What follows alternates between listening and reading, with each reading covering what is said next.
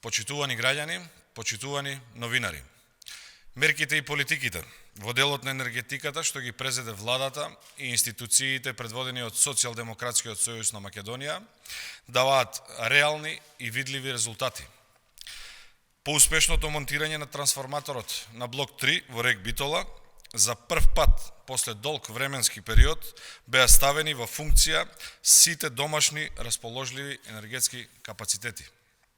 Тоа придонесе пред неколку денови, на 29 јануари, дневното производство на домашни енергетски капацитети да изнесува 21.299 мегават часови, што е рекордно највисоко ниво дневно произведена електрична енергија во последните 10 години. До пред само неколку години, јануари беше месец кога редовно увезувавме струја.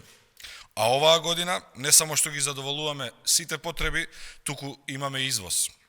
Во месец јануари вкупното домашно производство на електрична енергија изнесува 561.350 мегават часови електрична енергија. Тоа е за зголемување речиси од 30% во споредба со истиот месец претходната година, кога производството на електрична енергија изнесуваше 434.189 мегават часови.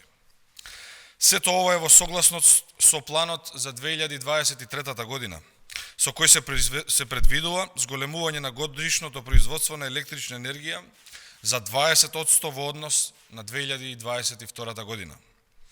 Мерките и политиките даваат резултат и во делот на помошта на компаниите и буџетските корисници преку снабдување со електрична енергија со повластена цена.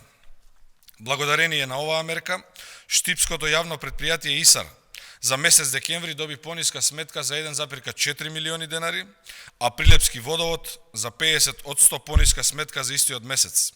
Значително пониски сметки за струја добија и сите останати корисници опфатени со оваа мерка.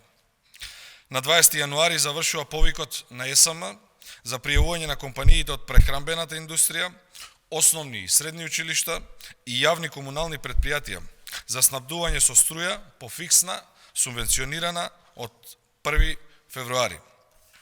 Вкупно ново пријавени за оваа мерка се 41 субјект, кои 21 компанија се од прехранбената индустрија, 17 основни и средни училишта и 3 јавно-комунални претпријатија. 80 на основни и средни училишта се уште не се пријавени, за што ги охрабруваме тоа да го сторат што побрзо. Почитувани, ова е грижа за граѓаните и енергетскиот сектор на дело.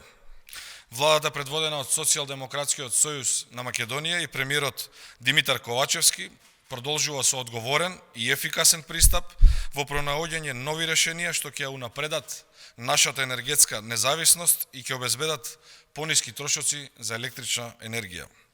2023 година е година на енергетска трансформација. Ви благодарам.